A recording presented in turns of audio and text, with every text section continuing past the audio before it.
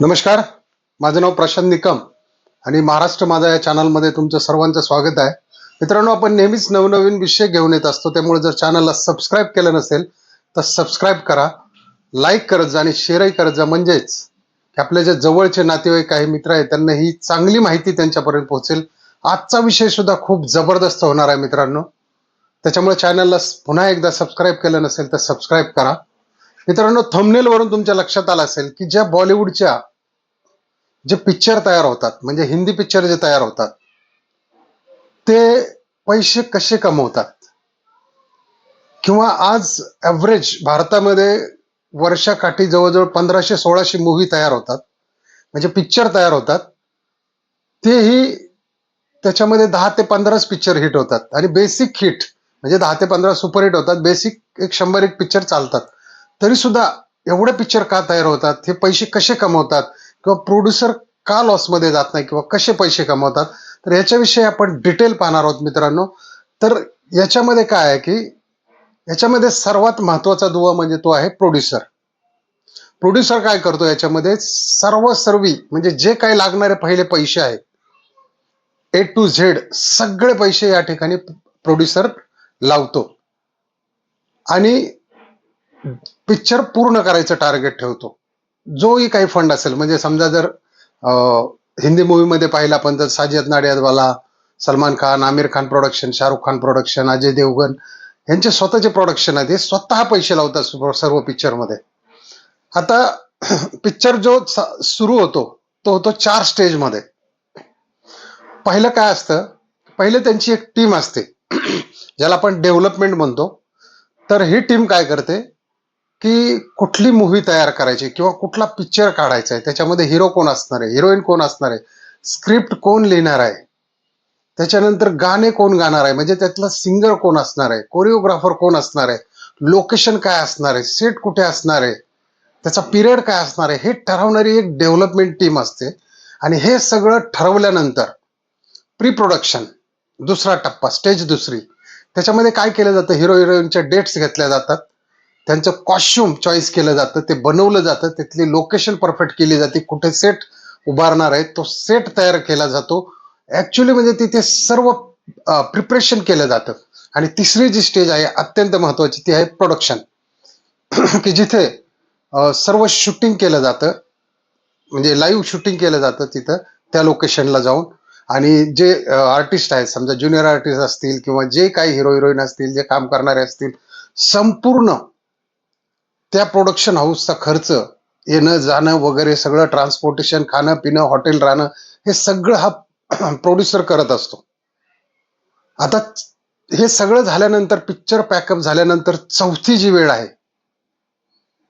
चौथा जो आपण ज्याला आता फायनल जे आहे ते चौथ्या स्टेजमध्ये म्हणजे पोस्ट प्रोडक्शन, त्याच्यामध्ये काय केलं जातं, डबिंग केलं जातं, एडिटिंग केलं जातं, आणखी म्हणजे गाण्यांवरती बरेच प्रयोग केले जातात, बऱ्याच गोष्टी त्या ठिकाणी घडतात. मग त्यानंतर तो पिक्चर तयार होतो. आता इथपर्यंत काय होतं की प्रोड्युसरने सगळे पैसे लावलेले असतात आणि आता पिक्चर तयार झालेला असतो. आता त्याच्याकडे 2 ऑप्शन असतात, एक तर तो पिक्चर विकायचा किंवा स्वतः जाऊन थिएटरला भेटायचं आणि रिलीज करायचं. तर ते काय करतात की स्वतः जाऊन हे सगळं मार्केटिंग करत बसत नाही, तर जे नॅशनल लेवलला डिस्ट्रीब्युटर असतात, त्या डिस्ट्रीब्युटरला हा पिक्चर विकतात. आता मग त्याच्यातले डिस्ट्रीब्युटर तो पिक्चर पाहतात, लोकेशन कुठली, हिरो कुठला आहे, किंवा डायरेक्शन कोणी केलंय, किंवा काय आहे, कसं आहे, कशा पद्धतीने झालं. समजा पिक्चर 50 कोटीला तयार झालाय आणि तो प्रोड्युसरने 100 कोटीला पुढे विकला, तर तिथे काय होतं की इंडियाचे पूर्ण राईट्स त्या डिस्ट्रीब्युटरकडे असतात. आता प्रोड्युसर काय करतो, दुसरी गोष्ट, तो दुसऱ्या देशात समजा त्याला पिक्चर लावायचे असेल, जसं दंगल जवळजवळ 27 देशांमध्ये पिक्चर लागला गेला होता, ऍट ए टाइम 6 ते 7,000 थिएटर होते. तर दुसऱ्याही देशामध्ये तो पिक्चर विकू शकतो, डबिंग करून तिकडे त्या त्या भाषेमध्ये तो पिक्चर चालतो. त्याच्यानंतर तो काय करेल की 1 महिन्याने अमेझॉन प्राईमवर येईल, नेटफ्लिक्सवर येईल, OTTवर येईल, त्याच्यानंतर 3 महिन्याने ह्या टीव्हीशी कॉन्ट्रॅक्ट करेल, त्याच्यानंतर जे जिओचे म्युझिक आहे, सावनचे म्युझिक आहे, ते म्युझिक विकेल. असं करून तो सगळे त्याचे पैसे काढून एकदम मस्त होतो. तरी सुद्धा अजून पिक्चर रिलीज झालेला आहे का? अजूनपर्यंत पिक्चर रिलीज झालेला नाही. आता तो विकलाय कोणाला? डिस्ट्रीब्युटरला. तर या ठिकाणी डिस्ट्रीब्युटरचा रोल सुरू झालेला आहे. आता डिस्ट्रीब्युटरने पिक्चर कितीला घेतलेला आहे? 100 कोटीला. तर डिस्ट्रीब्युटर काय करेल आता?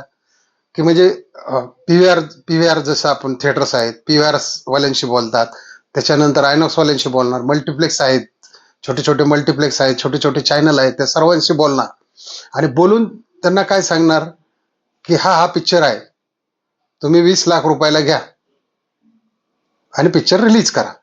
असा जर त्याने 1,000 थिएटरला हा पिक्चर विकला 20 लाखाला, तर जवळजवळ कलेक्शन किती होतंय? 200 करोड रुपये. म्हणजे इथे काय झालं, डिस्ट्रीब्युटरने सुद्धा मजबूत पैसे कमवले आणि डिस्ट्रीब्युटर तिथून बाजूला झाला. आता रोल कोणाचा राहिला? Cinema hall. आता ज्यांनी हा सिनेमा 20-20 लाखाला घेतलाय, आयनॉक्स असेल किंवा पीव्हीआर असेल, या चेननी तो विकत घेतलेला आहे. तर समजा हा सिनेमा जर ईदला वगैरे सलमान खानचा असेल किंवा शाहरुख खानचा असेल, आमिर खानचा असेल, हा जर रिलीज झाला तर यांनी 20 लाखाला घेतला, मग तो 30 लाख कमवू, 40 लाख कमवू, 50 लाख कमवू, 60 लाख कमवू, कितीही कमवू. आता बऱ्याच वेळा काय होतं की म्हणतात पिक्चर फ्लॉप गेला समजा, म्हणजे 20 लाखाला घेतला आणि 12-13 लाखच झाले. तर हे काय करतात ते 50 रुपयाचे जे पॉपकॉर्न आहेत ते 500 रुपयाला विकतात. म्हणजे कॅन्टीन मधून सुद्धा सपोर्ट काढून, हे कसं तरी ऍव्हरेज काढून आपण जेवढ्याला पिक्चर घेतलेलं आहे तेवढे पिक्चरचे पैसे या ठिकाणी करण्याचं काम ते इथे करतात. आता या पूर्ण चेन मध्ये प्रोड्युसरला पैसे मिळाले, डिस्ट्रीब्युटरला पैसे मिळाले, ते दोघं हॅपी आहेत, सिनेमा हॉलला पैसे मिळाले. आता याच्यामध्ये फायदा कोणाचा आहे? समजा पिक्चर जर सुपरहिट गेला, समजा टायगर श्रॉफचा असेल, तर त्याला पुढच्या पिक्चरला जास्त मानधन मिळून तो पिक्चर जास्त किमतीला विकला जातो. जर पिक्चर पडला तर त्याचा इफेक्ट त्या हिरोवरती होतो, म्हणजे जो कुठला अभिनेता आहे त्याच्यावरती होतो, त्याला पैसे कमी मिळतात, तो पिक्चर चालत नाही. आता त्याच्यामुळं काय केलेलं आहे की सलमान खान, शाहरुख खान, आमिर खान, अजय देवगण, अक्षय खन्ना यांचे स्वतःचे जे प्रोडक्शन हाऊस आहेत ते काय करतात?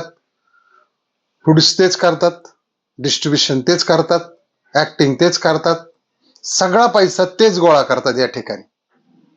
त्यांच्या ही एक गोष्ट लक्षात आलेली आहे आणि त्याच्यामुळे ते काय करतात, आता एखाद्या मूवीमध्ये जर काम केलं, त्यांनी 50 कोटी जर घेतले एखाद्या पिक्चरचे, तर ते 50 कोटी बरोबर काय करतात? हिस्सा पण मागतात. म्हणजे ह्या पद्धतीने बॉलिवूडचे सिनेमे तयार होतात आणि विकले जाऊन असे पैसे तयार होतात. आपल्याला वाटतं की 1700-1800 पिक्चर एवढे का तयार होत आहेत? मग साऊथचे असतील, तामिळचे असतील, कुठले कर्नाटकचे असतील, सगळीकडचे असतील भारतातले. या पद्धतीने ही चेन आहे मित्रांनो, आणि या पद्धतीने यातून पैसे कमवले जातात.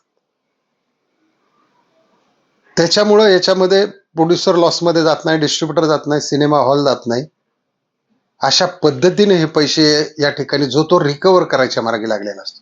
तर मित्रांनो, आजचा विषय कसा वाटला नक्की कमेंटमध्ये सांगा, आणि जर सबस्क्राईब केलं नसेल तर सबस्क्राईब करा, लाईक करा आणि शेअर करायला विसरू नका. जय हिंद, जय महाराष्ट्र.